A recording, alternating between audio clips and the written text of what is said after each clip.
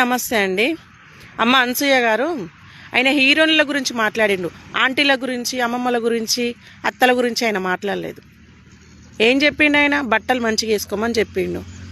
నీకు అంతగానం ఇబ్బంది ఎందుకైతుంది? నీకు అలవాటే కదా, స్విమ్మింగ్ పూల్లా చిన్న చిన్న షెడ్యూల్ వేసుకొని మిడ్డీలు వేసుకునే దానికి నీకు తగిలింది.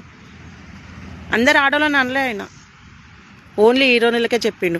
బయట పోతుంటే ఇంత ఇబ్బంది పడుతున్నారు ఆ బట్టలు వేసుకొని, మంచి వేసుకోండి అని చెప్పిండు ఆయన. అంటే మంచి వేసుకో అని చెప్పకూడదు, ఎట్లా పడితే అట్లా తిరుగురని చెప్పాలి. నువ్వు తిరుగుతావు కదా, ఏం మనిషివి అమ్మా నువ్వు? ఆయన హీరో అయినప్పుడు నువ్వు ఏడున్నావు? అయినా అసలు ఆయన మాట్లాడిన దాంట్లో 1% కూడా తప్పులేదు. సామాన్లు అన్నాడు, అవును సామాన్లు కనిపించేటట్టు వేసుకుంటలేరా?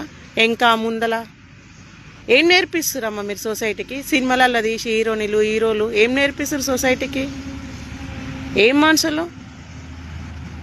ఆయన మాట్లాడిన దాంట్లో 1% కూడా తప్పులేదు. నువ్వే పెద్ద చింపేసుకుంటున్నావు, అందరు నీలాగా తయారు కావాలనుకుంటున్నట్టు. నువ్వు అలవాటే కదా నీకు షెడ్యూల్ వేసుకోవడము, మిడ్డీలు వేసుకోవడము. నువ్వేమన్నా వేసుకో. ఆయన హీరోయిన్ల గురించి చెప్పిండు. ఈరోజు హీరోయిన్ కట్టిన చీరనే ప్రతి ఒక్కరు కడుతుర్రు. మనిషి అయినప్పుడు అర్థం చేసుకొని మాట్లాడాలి. ఆయన మాట్లాడిన దాంట్లో తప్పు లేదు. భారతీయ స్త్రీలు ఇట్లా ఉండాలని చెప్తున్నాడు ఆయన. అర్థమైందా? ఫారెన్లో లేము.